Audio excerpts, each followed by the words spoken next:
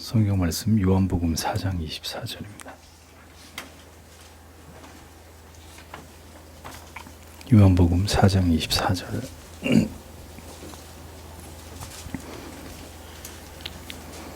같이 읽겠습니다. 하나님은 영이시니 예배하는 자가 신령과 진정으로 예배할지니라. 아멘.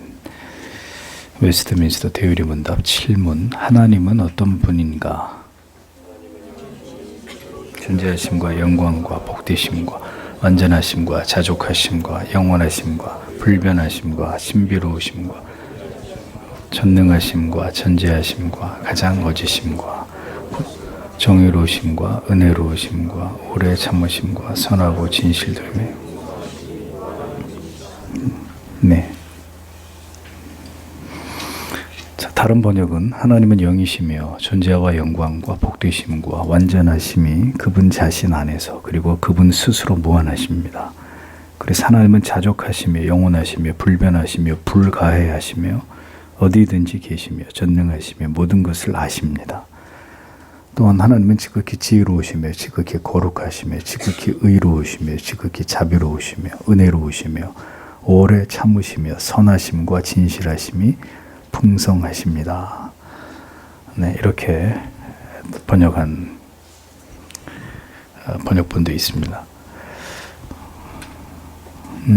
성경은 하나님 자신에 대해서 계시하신 책입니다. 하나님이 어떤 분이시고 하나님이 왜 이 세상과 인간을 창조하셨는지, 하나님의 목적과 뜻과 계획과 섭리가 무엇인지를 밝힌 책이 성경입니다. 대의문답 7문은 하나님은 어떤 분이신지를 질문을 하고 있습니다. 즉 그분의 본질과 속성, 성품에 대해서 우리에게 성경적인 해답을 제공해주고 있습니다. 가장 먼저 의리문답이 성경을 통해 밝히고 있는 하나님에 대한 정의는 하나님은 영이시다라는 사실입니다. 방금 읽은 요한복음 4장 24절에 하나님은 영이시니 예배하는 자가 영과 진리로 예배할지니라 이렇게 기록되어 있습니다.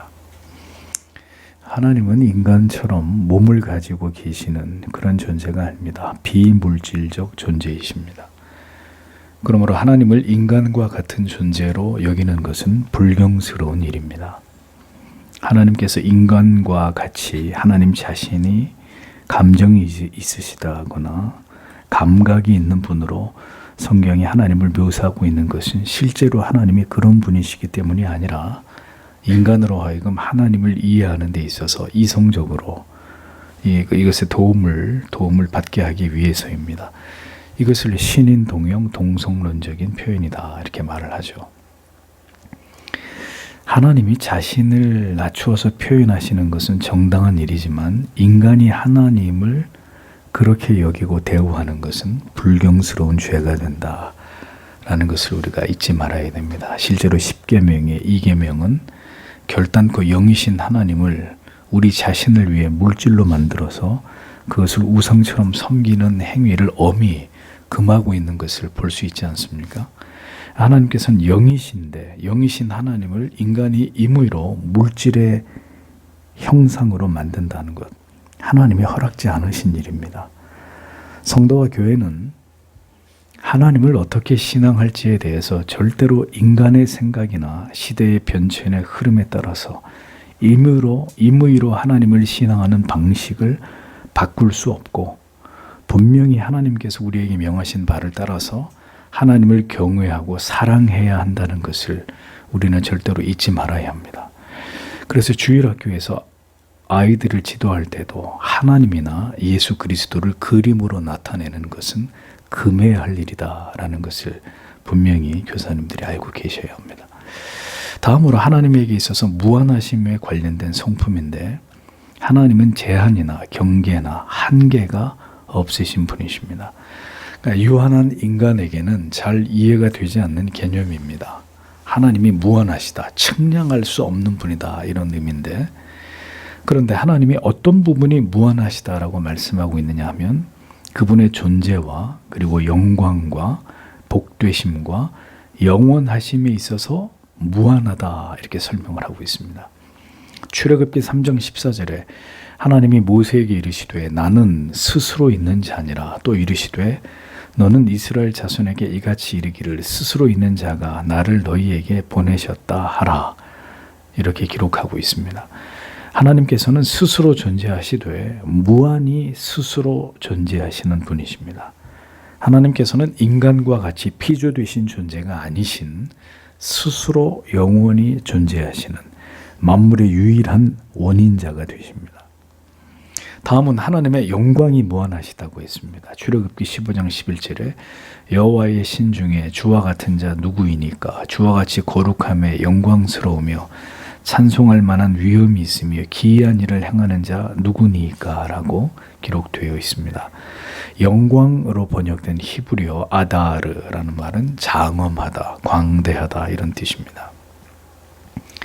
사실 이 영광이라는 단어도 그 본질적인 의미를 우리가 정확히 알 수 없습니다.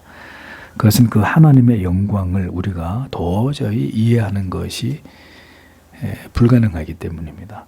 다만 무한히 비교할 수 없는 지위와 명예를 하나님께서 스스로 가지고 계신다는 것을 우리가 알아야 되는 것이고, 우리가 존재하는 이유가 바로 그 하나님의 영광을 위해서다. 그 하나님을 영화롭게 하기 위해서다라는 사실을 우리는 기억해야 되는 것입니다. 그러니까 인간의 존재의 이유는 인간의 영광, 인간의 명예, 인간의 자존심을 위해서 존재하는 게 아닙니다. 그 모든 걸 다 버리고라도 하나님의 무한하신 영광을 위해서 우리가 존재한다. 이것을 잊지 말아야 합니다. 그 다음에 복되심이 무한하시다라고 했습니다. 디모데전서 6장 15절은 기약이 이르면 하나님이 그의 나타내심을 보이시리니 하나님은 복되시고 홀로 한 분이신 능하신 자이며 만왕의 왕이시오 만주의 주시오 라고 기록되어 있습니다. 하나님은 스스로 복되신 분이십니다. 전적으로 타락하고 부패한 존재 인간은 스스로 복된 존재가 될 수 없습니다. 그것은 우리 안에 있는 죄성들이 끊임없이 역사해서 우리로 하여금 진정한 복됨을 누리지 못하게 할 뿐 아니라 스스로 복된 존재로 여길 능력도 우리에게는 존재하지 않기 때문입니다. 인간이 아무리 행복을 쫓아서 행복해지기 위해 노력하지만 그러면 행복해지나요? 복으로 번역된 헬라어 마카리오스는 최상의 복된 상태, 가장 행복한 상태를 가리킵니다. 인간은 완전한 행복을 추구하거나 누릴 수가 없습니다. 가장 행복하다고 느끼는 순간에도 인간은 이 행복을 누군가가 깨뜨릴까 봐 그걸 두려워하고 염려합니다. 그러니까 인간이 느끼는 행복은 순간에 지나지 않고 완전한 행복도 아닙니다. 그러나 하나님께서는 스스로 복되신, 복을 추구하실 까닭이 없는 분입니다. 그분은 스스로 복되신, 스스로 행복 그 자체이신, 스스로 행복하신 존재입니다. 누군가에 의해서 행복해지는 존재가 아니라 스스로 행복하신 상태에 있는 존재이십니다. 행복의 원인을 끊임없이 찾아야 하는 인간과는 달리 하나님은 스스로 무한히 행복 속에 존재하시는 신이십니다. 그 행복을, 그 복을 하나님이 자기 백성들에게 주기를 원하십니다. 주를 경외하고 사랑하는 자녀들에게 이 세상에서도 이 세상을 이길 수 있는 진정한 영혼의 행복을 맛보게 하기를 원하시고 마침내 천국에 이르게 되면 영원히 그 복을 누릴 수 있도록 약속해 주셨습니다. 누가요? 복되심이 무한하신 그분께서. 그 다음에 하나님의 완전하심이 그분 안에서, 그리고 그분 스스로 무한하시다라고 말합니다. 하나님의 완전하심이 무한하다.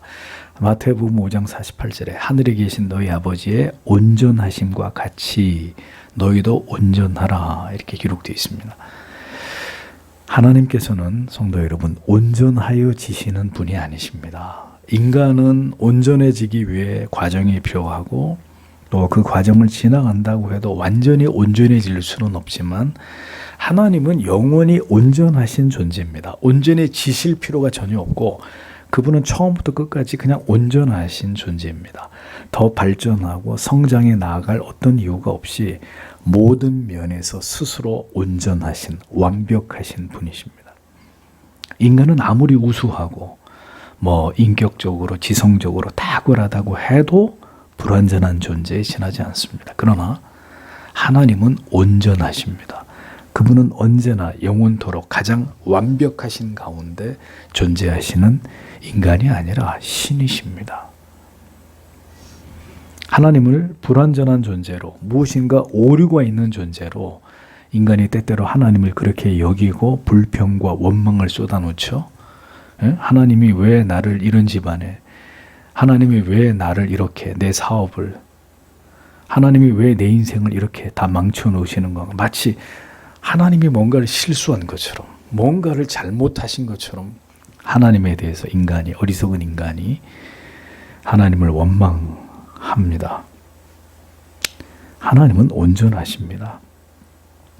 그러나 그 온전하심이 우리를 위해, 당신을 위해 온전하심이 아니라는 사실을 아셔야 합니다.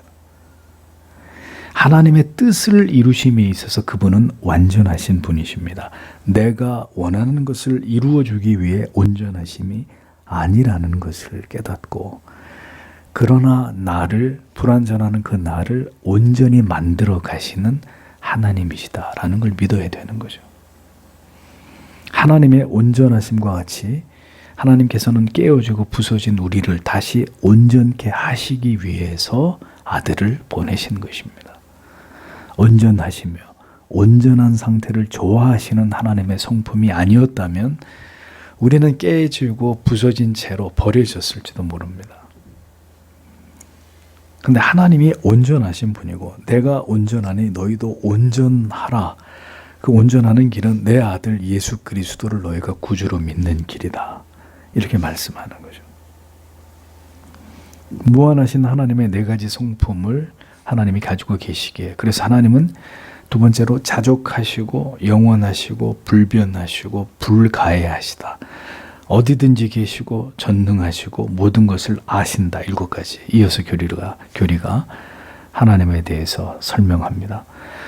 자, 자족하심입니다. 로마서 11장 35절에서 36절. 누가 주께 먼저 드려서 갚으심을 받겠느냐. 이는 만물이 주에게서 나오고 주로 말미암 그 주에게로 돌아감이라. 영광이 그에게 세세에 있으리로다. 아멘이라고 기록이 되어 있습니다. 로마서의 기자가 뭐라고 합니까? 뭘 우리가 드려서 하나님께 갚거나 하나님을 흡족하게 해드릴 수 있겠는가 질문합니다. 왜? 하나님은 완전하게 자족하신 분인데 우리가 뭘 드리면 그분이 흡족해 하시고 우리가 하나님께 뭔가를 갚아드리겠느냐. 완전하신 분에게, 자족하고 계신 분에게. 누군가에게 의존해서 그래서 그가 섭섭하게 하면 서운함을 느끼는, 결핍과 외로움을 느끼는 하나님은 그런 분이 아니십니다. 우리는 하나님을 우리와 같은 줄 알고 자꾸 하나님의 마음을 섭섭하게 해드리거나 아프게 해드리지 않아야 된다. 이런 생각을 합니다. 참 이 부분이 설명되기 어려운 부분입니다. 하나님은 전혀 감정도 없으시고 느낌도 없으신 분으로만 이해하게 되면 우리가 하나님을 위해서 무엇인가 선하고 아름답고 성실하고 정직함을 드릴 어떤 선한 동기도 다 사라져 버리게 되는 거고, 또 하나님을 인간과 같이 기쁘거나 슬프거나 아픈 감정을 가진 분으로 여기면 하나님의 이 자족성에 반한 하나님에 대한 그릇된 해석이 되는 거죠. 하나님에 대해서 그렇게 표현하는 것은 인간의 도리와 의무를 분명하게 강조하고 그것이 하나님을 경외하고 사랑하는 태도이어야 함을 강조하기 위함입니다. 인간이 뭘 하면 기뻐하시고 하지 않으면 슬퍼하시는 그런 하나님이 절대로 아니시지만, 그러나 그러한 하나님의 반응을 성경이 분명히 말씀하지 않으면 인간은 틀림없이 방종과 타락의 길을 대담하게 더 신속하게 달려갈 것 아니겠습니까? 그러니 때때로 하나님이 진노하신다, 하나님이 마음을 아파하신다, 이런 표현이 있기 때문에 인간이 어떻게 죄에 대해서 두려워하고 자제하고 하나님의 법을 의식하게 되는 거죠. 실제로는 완전히 자족하신 분인데 하나님에 대해서 그렇게 표현하는 것일 뿐이라는 겁니다. 다음은 하나님은 영원하시다는 거죠. 시편 90편 1절 2절에 주여 주는 대대에 우리의 거처가 되셨나이다. 산이 생기기 전 땅과 세계도 주께서 조성하시기 전 곧 영원부터 영원까지 주는 하나님이시니이다. 이렇게 기록이 되어 있습니다. 그러니까 영원이라는 말의 의미는 시작도 없고 끝도 없다는 얘기예요. 하나님은 시작도 없고 끝도 없는 분입니다. 100년도 채 살지 못하고 죽는 유한한 인간이 영혼의 개념을 이해한다? 상당히 추상적일 수밖에 없습니다. 영혼의 개념을 아무리 설명해도 사실 우리는 모릅니다. 영혼을 어떻게 알아요? 영혼이라는 그 시간의 개념을 인간이 어떻게 이해합니까? 인간은 그저 과거와 현재의 시간 속에 살아갈 뿐입니다. 미래는 알 수 없는 영역입니다. 이렇듯 인간은 시간과 공간의 제약을 받습니다. 그러나 하나님께서는 과거와 현재와 미래의 시간에 전혀 제약을 받지 않는 분입니다. 그러니까 우리는 과거, 현재, 미래라는 시간 속에 존재하지만 하나님은 이 과거, 현재, 미래가 그냥 일직선상에 있는 거예요. 하나님에게는 하루가 천년 같고 천년이 하루 같으신 분입니다. 하나님은 영원하실 뿐 아니라 그 다음에 불변하십니다. 인간은 언제나 흔들리는 갈대처럼 변질되고 변개하고 변심하는 존재이지만 하나님은 영원 불변하시는 하나님이십니다. 인간은 늙고 병들고 간사하고 배반하는 존재이지만 상황과 환경에 따라 일관되지 않고 쉽게 뒤바뀌는 존재에 지나지 않지만 또 좋으면 삼키고 쓰면 뱉어버리는 인간은 교활하고 이기적인 존재일 뿐입니다만 그러나 하나님은 불변하십니다. 특히 언약에 있어서 더더욱 그러하십니다. 인간은 약속을 어기고 깨뜨리고 쉽게 그 대상에 따라서 마음을 바꾸어 버리지만 하나님은 그 언약의 대상이 어떠하든지 그 약속을 파기하지 않는 분이십니다. 약속하신 것을 이행하심에 있어서 절대로 변덕스럽거나 불성실하지도 않으신 분입니다. 하나님은 항상 신실하시고 언제나 그 자리에 계십니다. 변하는 것은 우리일 뿐입니다. 배신하고 멀어지는 것은 언제나 인간일 따름입니다. 그래서 인간은 신뢰의 대상이 될 수 없어도 하나님은 영원한 신뢰의 대상이 되실 수 있는 것입니다. 그러하기에 우리의 구원도 영생의 보증도 영원할 수 있는 것입니다. 우리가 연약하여 넘어지더라도 우리가 죄악의 유혹에 넘어져 하나님을 배울 면목을 잃어버리게 되는 난이 있더라도 하나님께서는 언제나 그 자리에서 태산처럼 존재하시면서 우리를 기다리고 계시고 우리를 향한 그 약속과 마음을 굳게 지키고 계시는 아버지십니다.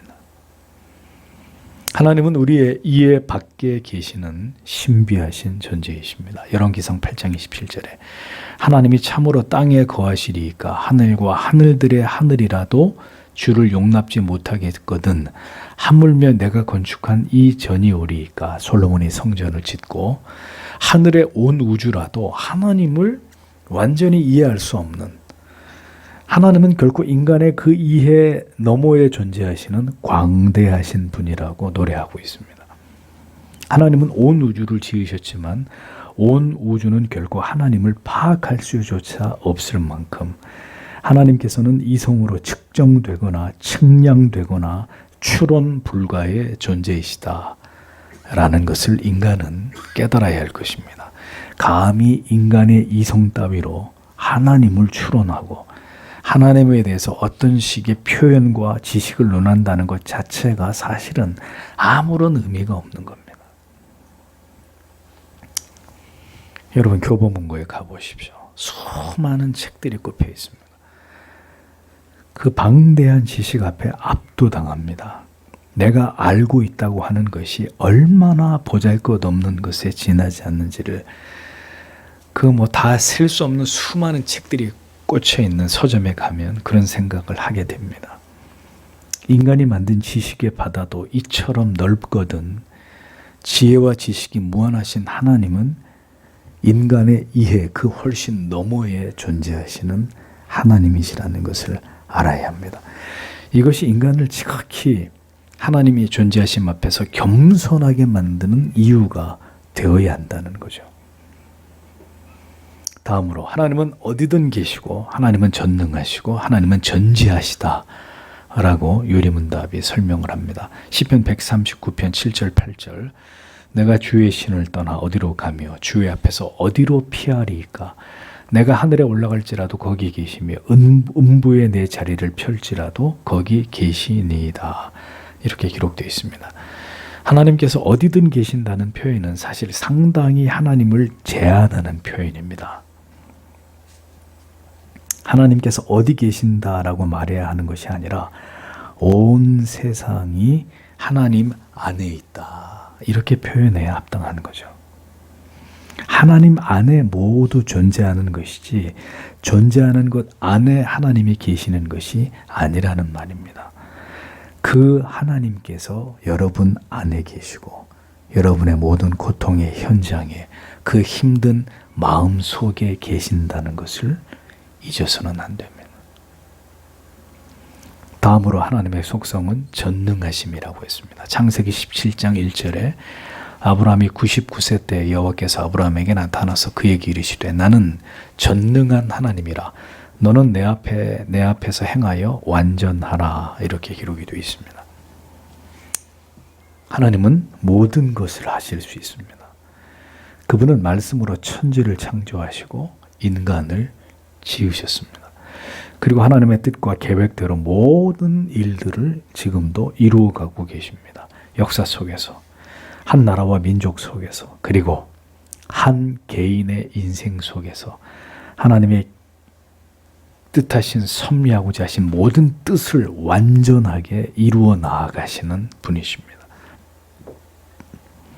하나님은 모든 것을 다 하실 수 있지만 하나님은 거짓말을 하실 수 없습니다.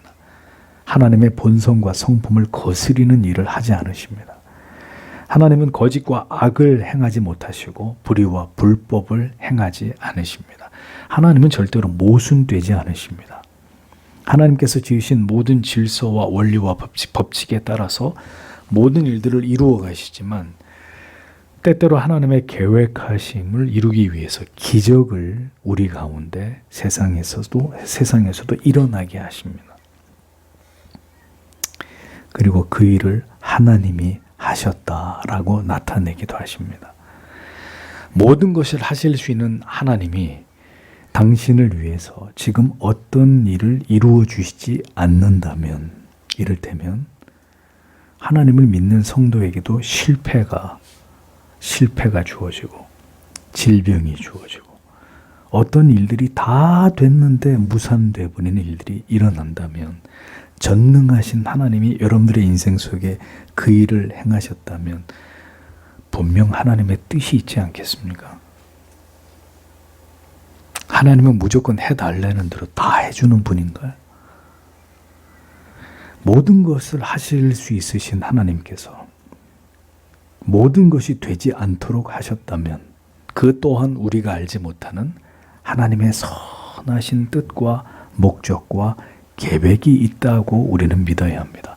그럼에도 불구하고 우리는 하나님의 전능하심을 믿는 자들이 되어야 된다라는 겁니다. 내 뜻대로 내 계획대로 안 되었다 하더라도 그것이 믿음입니다. 하나님은 모든 것을 다 아십니다. 시편 139편 1절에서 4절에 여호와여 주께서 나를 감찰하시고 아셨나이다. 주께서 나의 앉고 일어섬을 아시며 멀리서도 나의 생각을 통촉하시오며 나의 길과 눕는 것을 감찰하시며 나의 모든 행위를 익히 아시오니 여호와여 내 혀의 말을 알지 못하시는 것이 하나도 없으시니이다. 이렇게 기록이 되어 있습니다. 다 안단 말이죠.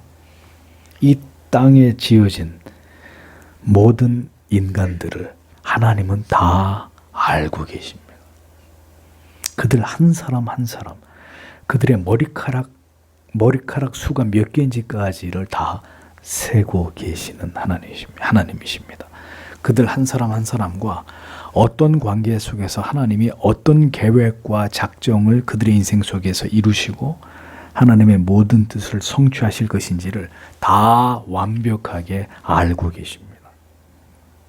인류의 모든 역사 속에서 일어났고 일어날 모든 일들의 총 계획자이고 연출자이시고 그것을 완성해 나아가고 계시는 전지하신 하나님이십니다. 창조, 타락, 구속, 종말 그리고 심판, 이 모든 일들을 다 아시고 그 뜻대로 한치의 오차도 없이 그 모든 일들을 진행해 나아가고 계시는 하나님이십니다. 언제 어떤 일들이 일어나고 누가 언제 마침내 구원과 영생에 참여하게 될지를 알고 계십니다. 인간을 지으시고 그의 전 인생이 하나님의 뜻대로 어떻게 흘러가야 될지를 다 알고 계시는 하나님이십니다. 우리의 탄생과 우리의 죽음의 그 시를 알고 계시는 하나님이십니다. 인간만이 당황하고 두려워하고 염려합니다. 왜? 인간은 아무것도 아는 게 없으니까. 자기의 미래에 대해서도 이 세상에 언제 종말이 임할지에 대해서도 아는 게 아무것도 없습니다. 언제 죽음을 맞이하게 될지, 내일 내 인생에 어떤 일들이 일어나게 될지 우리는 아무것도 모르기 때문에 두렵고 어떤 일을 만났을 때 절망스럽고 좌절하고 근심하고 염려합니다. 하나님은 모든 것을 다 아시고 그 하나님의 계획하신 뜻대로 우리를 이끌어 가시는 아버지이십니다. 우리가 하나님을 온전히 의지하고 신뢰해야 되는 이유가 바로 이것입니다. 하나님은 전지하시지만 우리는 아무것도 알지 못하기 때문입니다. 아무것도 모르는 자가 모든 것을 다 아시는 하나님을 신뢰하고 의지해서 살아가지 않는 것이 더 이상한 일이 아닐까요? 하나님은 지극히 매우 많이 가지고 계신 것이 있습니다. 뭘 가지고 계시느냐? 뭘 지극히 많이 가지고 계시느냐? 하나님은 지극히 지혜롭고 지극히 거룩하고 지극히 의롭고 지극히 자비롭고 은혜롭고 오래 참고 선하심과 진실하심이 풍성하시다라고 하나님에 대해서 이야기합니다. 하나님은 대단히 지혜로우십니다. 로마서 16장 27절에 지혜로우신 하나님께 예수 그리스도로 말미암아 영광이 세세 무궁토로 있을지어다 아멘이라고 기록이 되어 있습니다. 인간의 모든 이 세상에 살았던 인간의 모든 지혜를 다 합해도 하나님의 지혜의 가장 일부분도 능가할 수 없습니다. 지혜를 짜내야 되는 인간과 달리 하나님은 지혜 그 자체이십니다. 하나님의 지혜로 이 우주 만물을 창조하셨고 하나님의 지혜로 이 모든 것들을 통치하고 섭리하고 보존하고 인도하십니다. 하나님의 그 지혜로 인간의 창조, 구속, 영원한 천국에서의 영생을 준비하셨습니다. 우리는 그 하나님의 지혜를 거저 누리고 그 지혜의 결과물을 대가 없이 누리게 될 자들이라는 것이 성도 여러분 너무나 감격스럽지 않습니까? 지혜로우신 하나님은 인간의 얄팍한 생각과 마음에 절대로 속는 법이 없으십니다. 그 지혜로 우리를 지으시고 우리의 전 생애를 섭리해 나아가시는 분이십니다. 기가 막히게. 성도 여러분, 우리의 지혜로 사는 게 아닙니다. 우리의 지혜로 사는 게 아니에요. 하나님의 지혜에 의존해서 살아가는 것일 뿐입니다. 그것을 아는 자가 정말 지혜로운 하나님의 자녀입니다. 하나님은 지극히 거룩하십니다. 이사야 6장 3절에 서로 창화하여 가로되 거룩하다 거룩하다 거룩하다 만군의 여호와여 그 영광이 온 땅에 충만하도다 이렇게 기록이 되어 있어요. 거룩은 히브리어로 케도시 분리되다라는 의미이고 헬라어로 오시오스 역시 구별되다 올바르다 이런 뜻입니다. 그러니까 하나님은 죄나 악이나 흠이나 오류가 전무하시다라는 거죠. 그분은 하나님 외에 다른 어떤 존재와도 탁월하게 구별되시고 분리되어서 존재하시는 단연 완전 무결하신 하나님이십니다. 그러니까 거룩하신 하나님이시기에 거룩을 잃어버린 인간을 구원하기 위한 하나님의 방법은 아들을 십자가에 죽게 하심으로 그 훼손된 거룩을 아들의 희생을 통해 복원하는 것이었습니다. 그러면서 나도 거룩하니 너희도 거룩하라 이렇게 말씀하셨습니다. 그러니까 우리가 거룩함을 추구하는 길은 뭐겠어요? 그러므로 예수 그리스도를 굳게 의지하고 주 앞에 나아가 날마다 우리의 죄를 속죄하는 것입니다.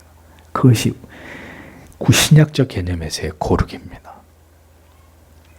그렇게 이 죄악된 세상에서 오늘도 내일도 거룩을 추구하는 이 세상과 성별되고 분리된 존재로 살아가는 것, 그것이 거룩을 추구하는 성도의 이 땅에서의 삶이라는 것을 우리는 잊지 말아야 합니다.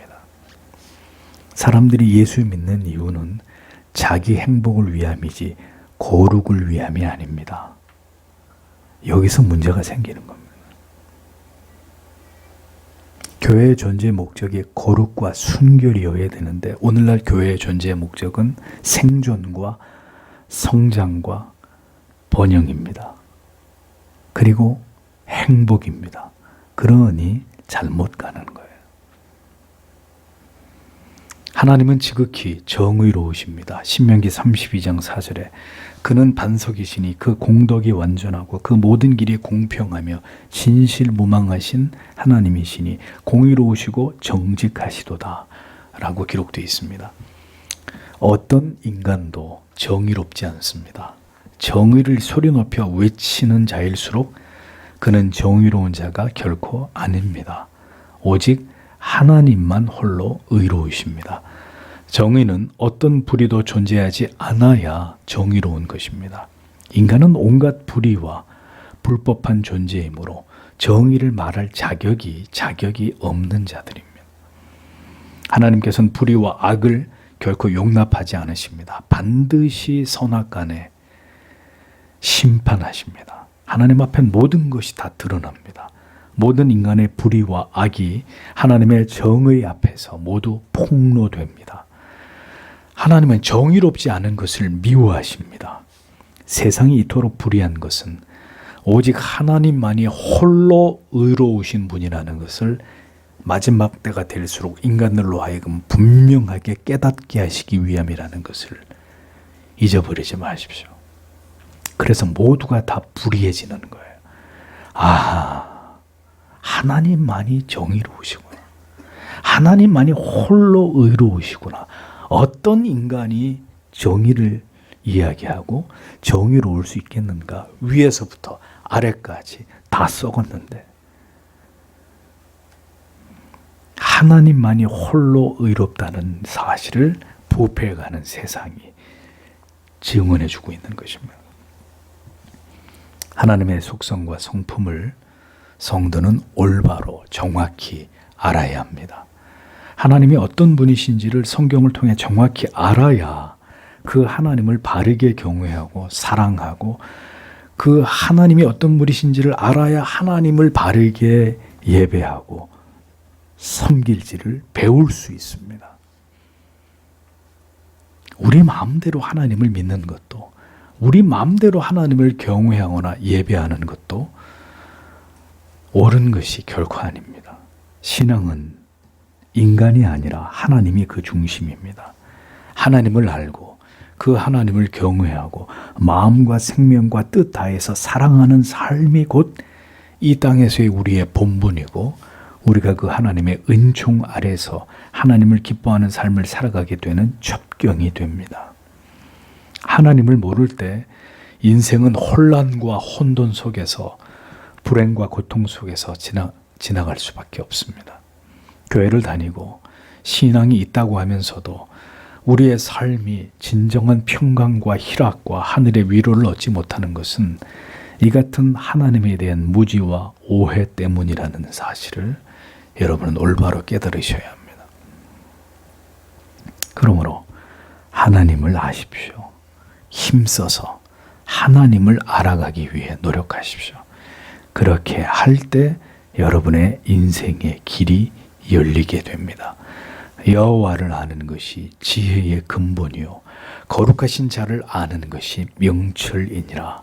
잠언 9장 10절은 분명히 말씀했습니다.